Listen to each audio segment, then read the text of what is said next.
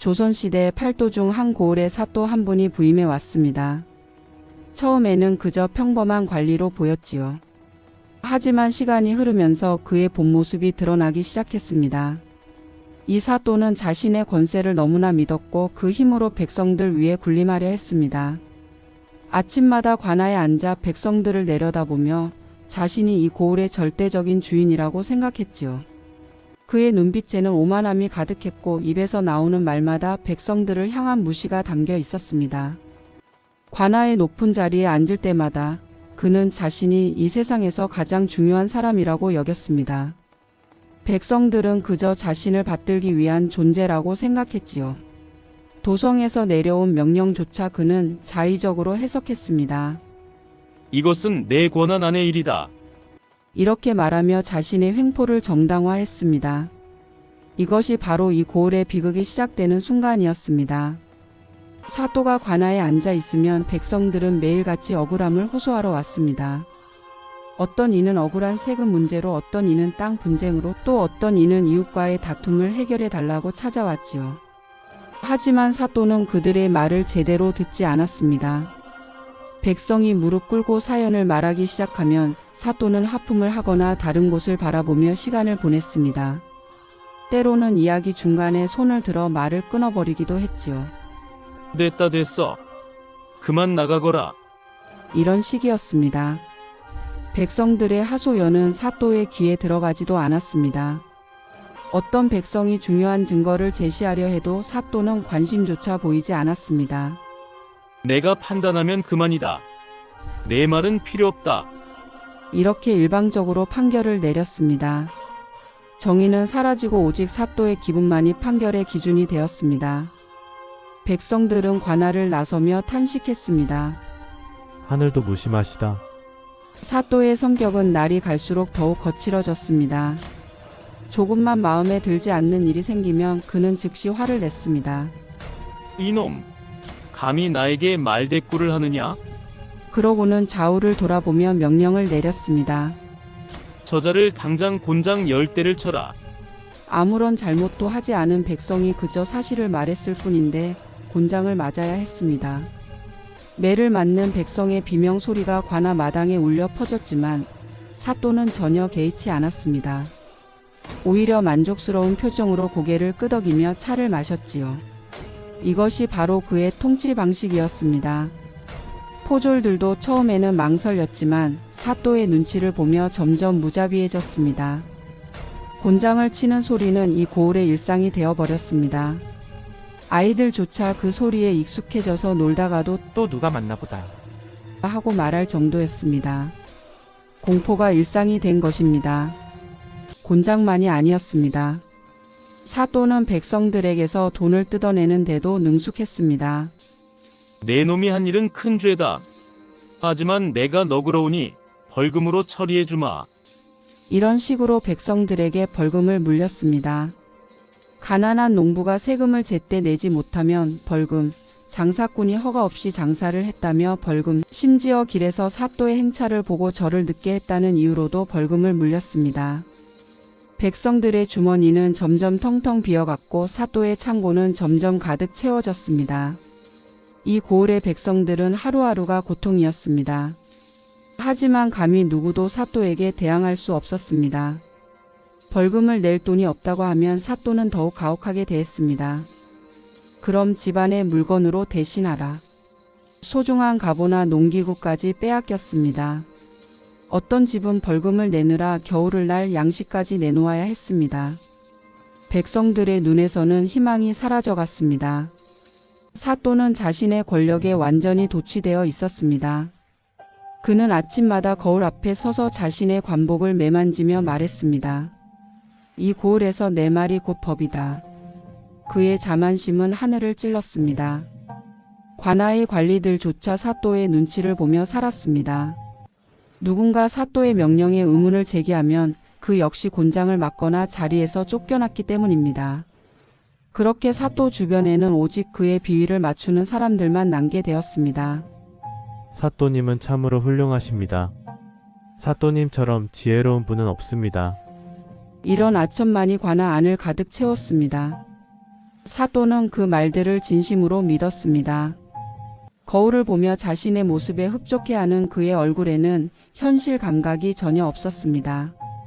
그는 백성들이 자신을 얼마나 두려워하고 증오하는지 전혀 알지 못했습니다. 아니, 알려고도 하지 않았습니다. 자신의 세계에 갇혀 있었던 것입니다. 어느 날 사또는 관아 마당에서 관리들을 모아놓고 큰 소리로 말했습니다. 내가 누군 줄 아느냐?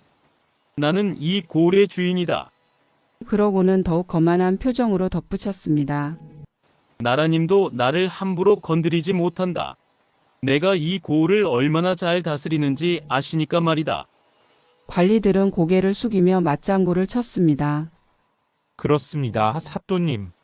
하지만 그들의 마음속에는 다른 생각이 있었습니다. 저 사람은 언젠가 큰 코 다칠 것이다. 사또는 이런 속마음을 전혀 알지 못했습니다.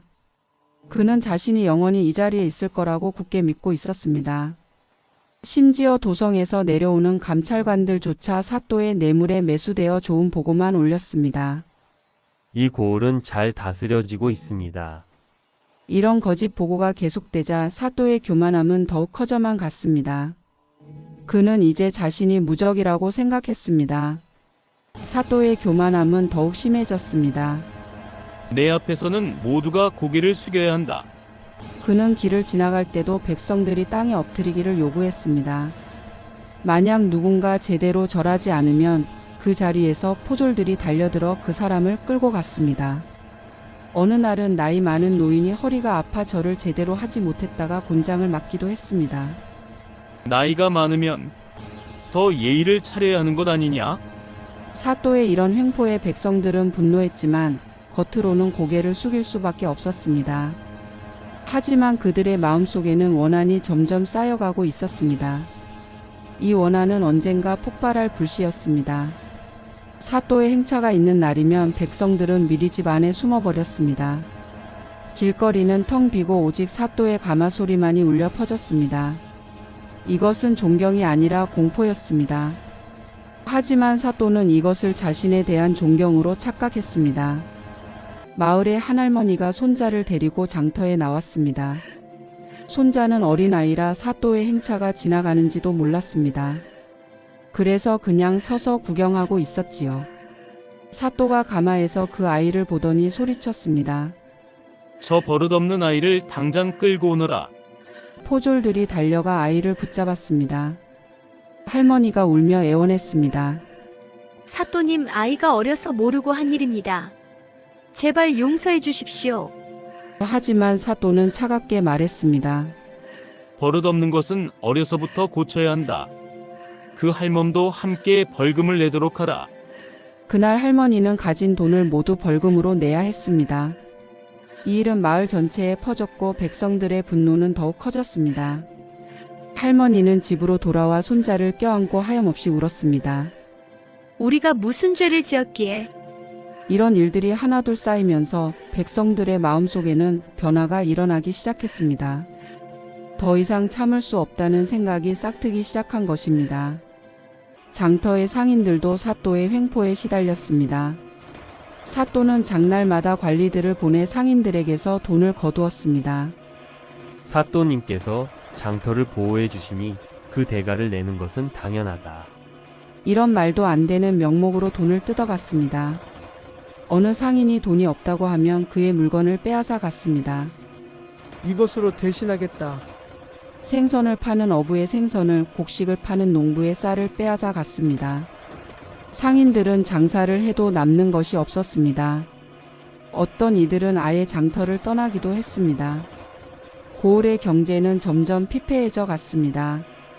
하지만 사또는 전혀 신경 쓰지 않았습니다. 자신의 배만 불리면 그만이었으니까요.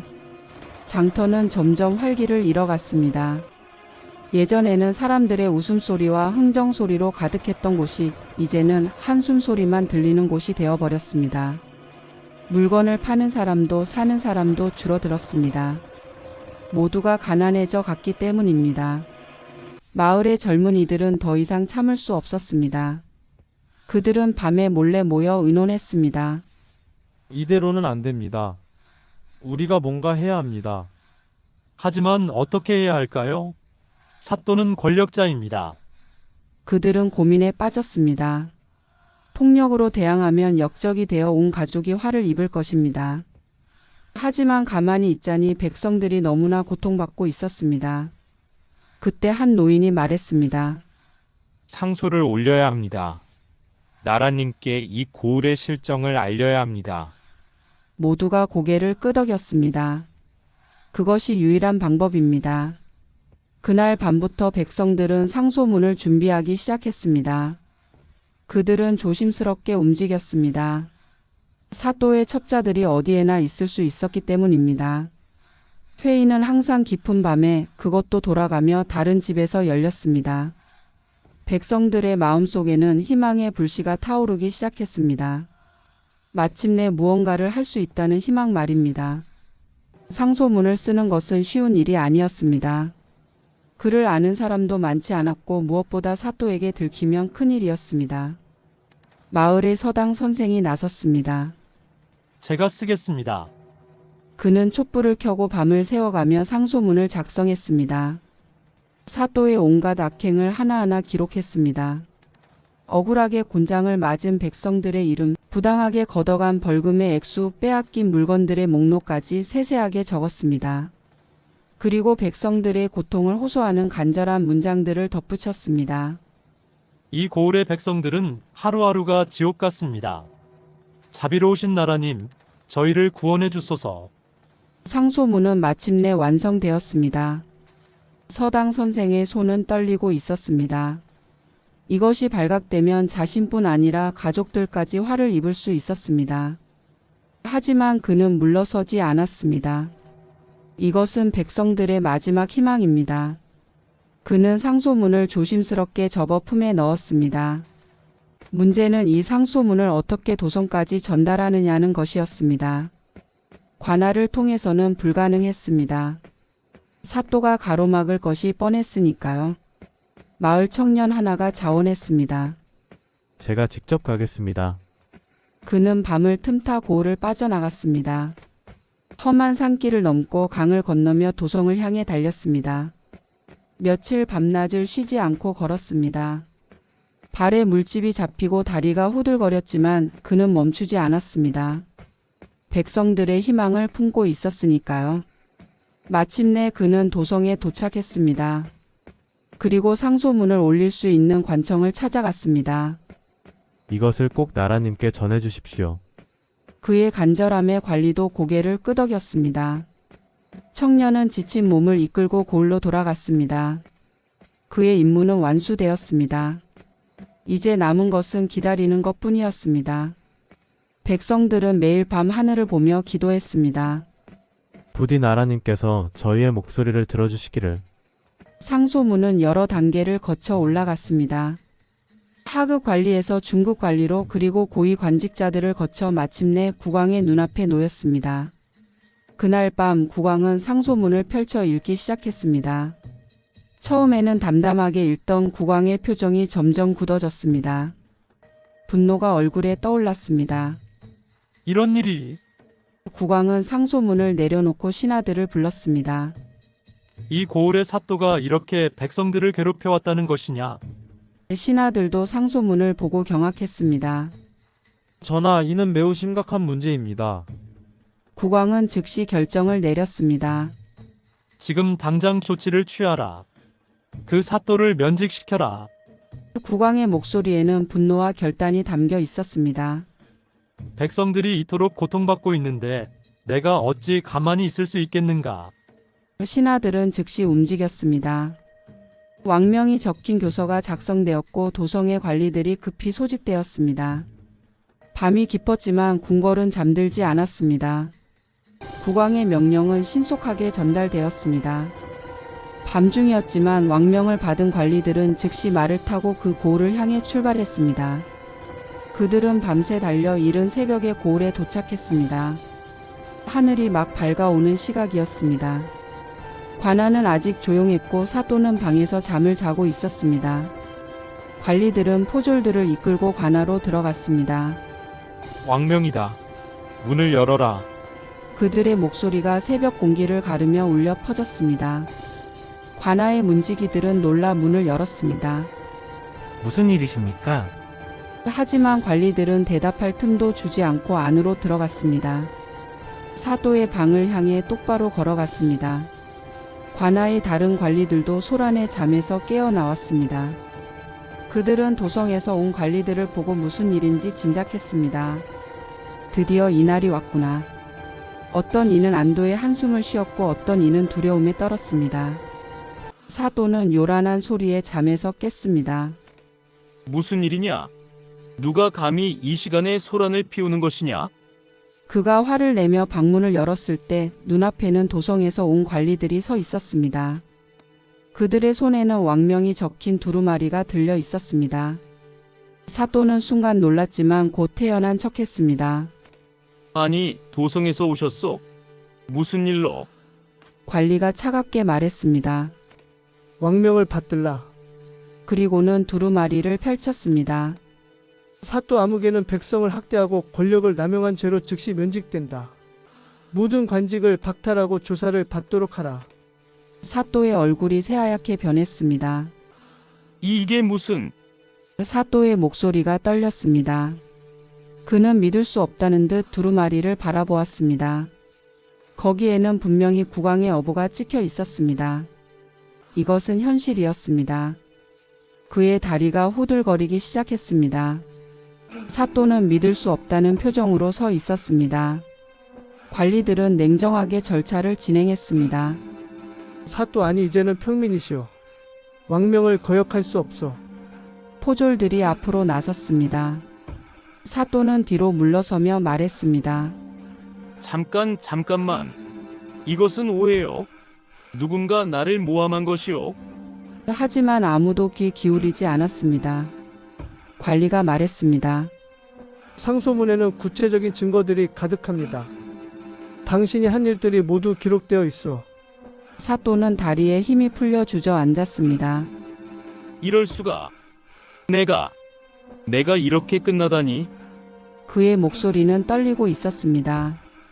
권력의 정점에서 한순간에 나락으로 떨어진 것입니다. 화려한 관복이 벗겨졌습니다. 그것과 함께 그의 모든 권위도 벗겨졌습니다. 이제 그는 그저 한 명의 평범한 아니 죄인이 된 사람일 뿐이었습니다. 사또는 고개를 들지 못했습니다. 수치심과 두려움이 그를 짓눌렀습니다. 소식은 빠르게 고을 전체로 퍼져나갔습니다. 사또가 면직되었다. 왕명으로 쫓겨났다. 백성들은 믿을 수 없다는 표정으로 서로에게 물었습니다. 정말이요? 정말입니다. 곧 사람들이 관아 앞으로 모여들기 시작했습니다.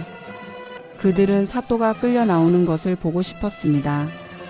아니, 정확히는 자신들을 괴롭혔던 그 사람의 몰락을 두 눈으로 확인하고 싶었습니다.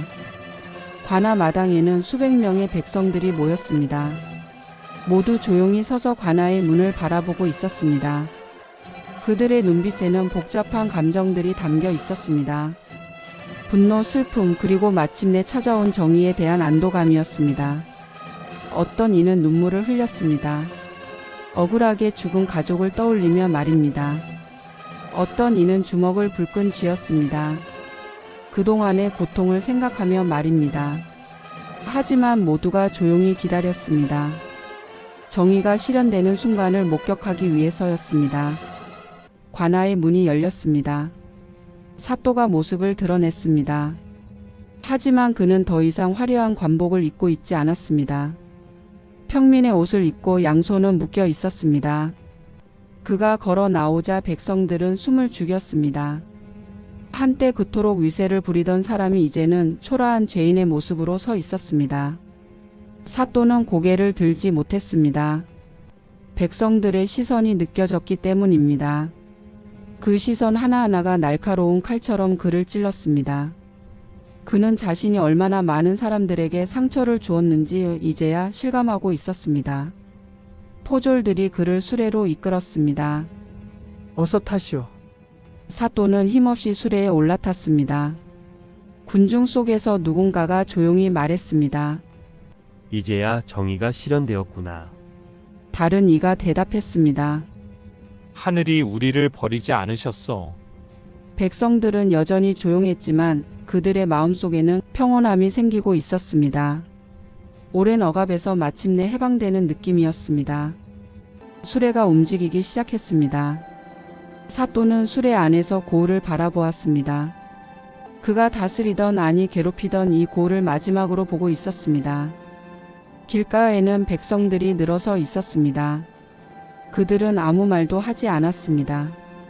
그저 냉랭한 눈으로 사또를 바라볼 뿐이었습니다. 그 침묵이 더욱 무서웠습니다. 만약 그들이 소리를 지르고 욕을 했다면 차라리 나았을지도 모릅니다. 하지만 이 조용한 시선들은 사또의 마음을 더욱 무겁게 짓눌렀습니다. 수레는 천천히 고을을 빠져나갔습니다. 사또는 뒤를 돌아보았습니다. 관아가 점점 작아지고 있었습니다. 그의 눈에서 눈물이 흘러내렸습니다. 한때 자신이 그토록 자랑스러워했던 그 자리가 이제는 영원히 닿을 수 없는 곳이 되어버렸습니다.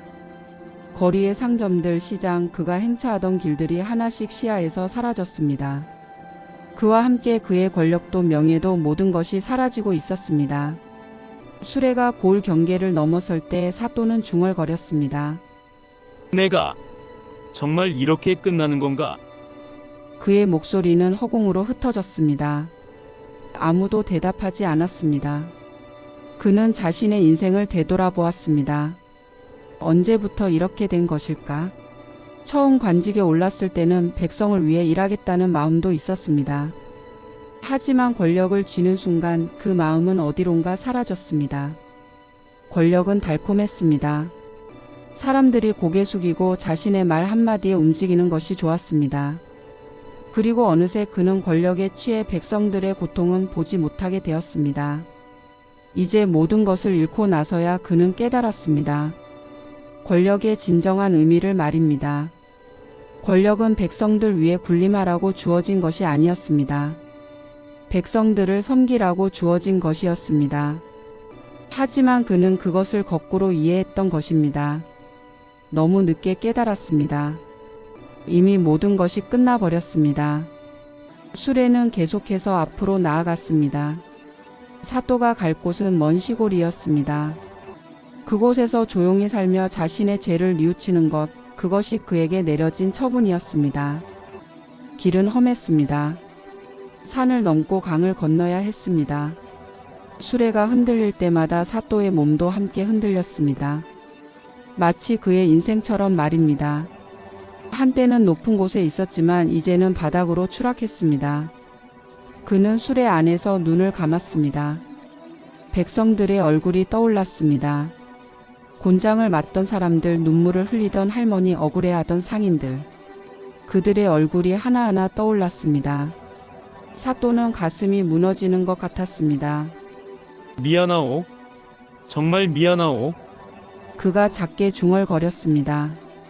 하지만 그 말은 이제 아무에게도 전해지지 않았습니다. 바람에 흩어져 사라질 뿐이었습니다. 그는 이제 혼자였습니다. 완전히 혼자였습니다. 권력이 그를 둘러싸고 있던 사람들도 아첨하던 관리들도 모두 사라졌습니다. 한편 고을에는 새로운 분위기가 형성되고 있었습니다. 사또가 떠난 후 임시로 고을을 맡은 관리는 전혀 다른 방식으로 일을 처리했습니다. 그는 백성들의 이야기를 끝까지 들었습니다. 억울한 일이 있으면 공정하게 판결했습니다. 부당한 벌금은 모두 돌려주었습니다. 백성들은 처음에는 믿을 수 없어 했습니다. 정말 이래도 되는 겁니까? 하지만 새로운 관리는 웃으며 말했습니다. 이것이 원래의 모습입니다. 관리는 백성을 섬기는 사람입니다. 백성들은 그제야 안심했습니다. 그들은 오랜만에 편안한 잠을 잘 수 있었습니다. 악몽 같던 시간이 끝났다는 것을 실감했습니다. 관아는 이제 두려움의 장소가 아니라 정의의 장소가 되었습니다. 억울한 일이 있으면 찾아갈 수 있는 곳, 도움이 필요하면 기댈 수 있는 곳이 되었습니다. 백성들은 다시 미소를 되찾기 시작했습니다. 고을에는 따뜻한 기운이 돌기 시작했습니다. 장터도 활기를 되찾기 시작했습니다. 더 이상 부당한 돈을 뜯어가는 사람이 없었습니다. 상인들은 안심하고 장사를 할 수 있었습니다. 이제야 제대로 된 장사를 할 수 있겠소. 생선 장수가 웃으며 말했습니다. 곡식 장수도 고개를 끄덕였습니다.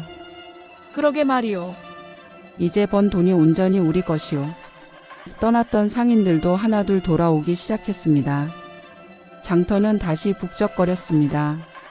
사람들의 웃음소리가 돌아왔습니다. 아이들은 장터를 뛰어다니며 놀았습니다. 예전에는 사또의 행차가 두려워 숨죽이고 있었지만 이제는 자유롭게 뛰어놀 수 있었습니다. 고을 전체에 평화가 찾아오고 있었습니다. 장터의 활기는 고을의 건강을 보여주는 척도였습니다. 사람들이 웃고 거래하고 대화하는 소리가 가득한 장터. 그것은 바로 건강한 공동체의 모습이었습니다. 새로운 관리는 가끔 장터를 방문하여 백성들과 이야기를 나누었습니다. 그의 겸손한 태도에 백성들은 감동했습니다. 마을 사람들은 저녁이면 모여 앉아 이야기를 나누었습니다. 사또가 떠난 지 벌써 한 달이 지났소.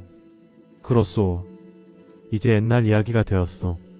하지만 그들은 이 일을 잊지 않으려 했습니다. 잊어서는 안 되는 교훈이었기 때문입니다. 노인이 말했습니다. 우리는 이 일을 후손들에게 전해야 하오. 권력이란 것이 얼마나 무서운지 말이오. 젊은이들이 고개를 끄덕였습니다. 맞는 말씀입니다. 하지만 권력 자체가 나쁜 것은 아니지 않습니까? 노인이 대답했습니다. 그렇소. 권력을 어떻게 쓰느냐가 중요하지.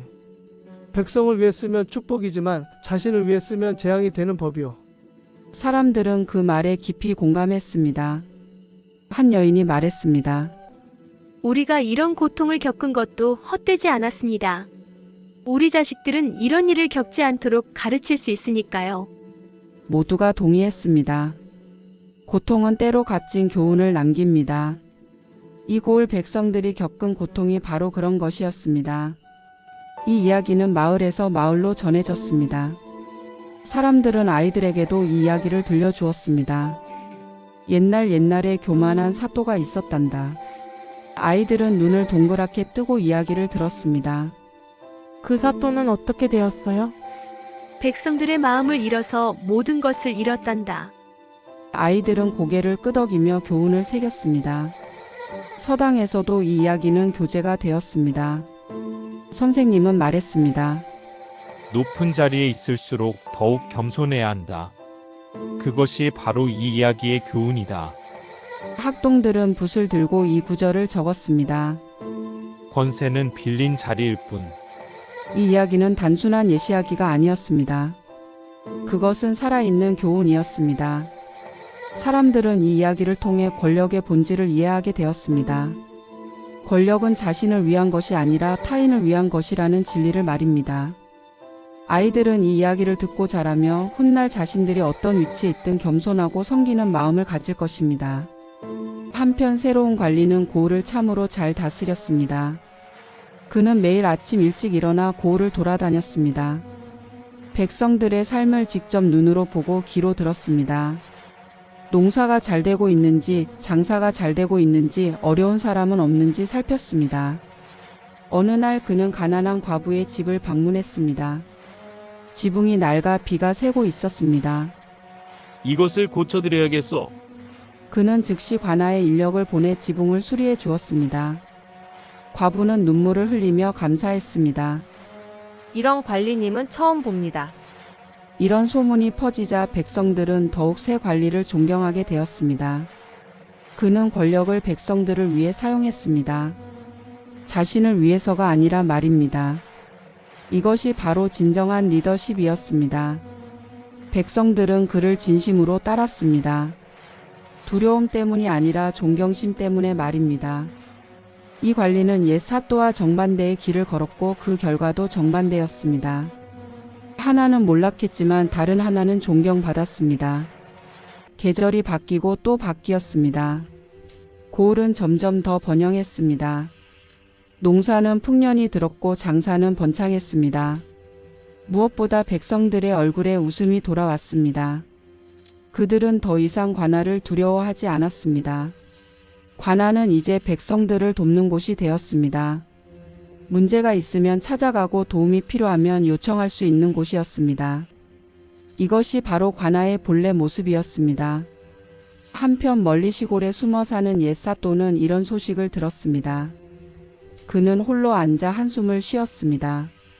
내가 그렇게 했더라면 하지만 이미 늦었습니다. 지나간 시간은 돌아오지 않았습니다. 그는 작은 오두막에서 홀로 살며 지난 날을 후회했습니다.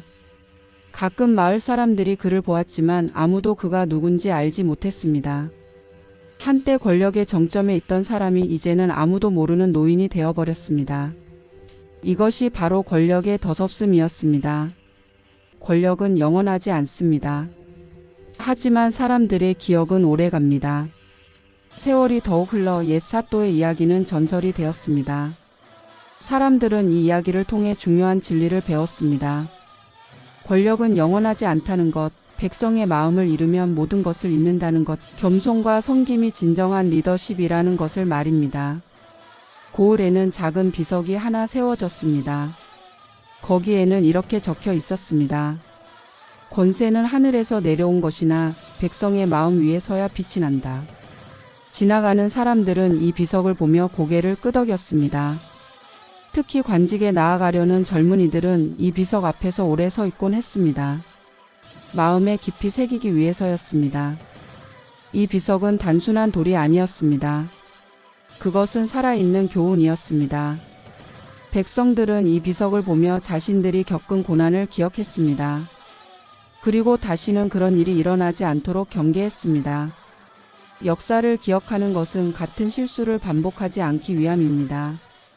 이 고을 백성들은 그것을 잘 알고 있었습니다.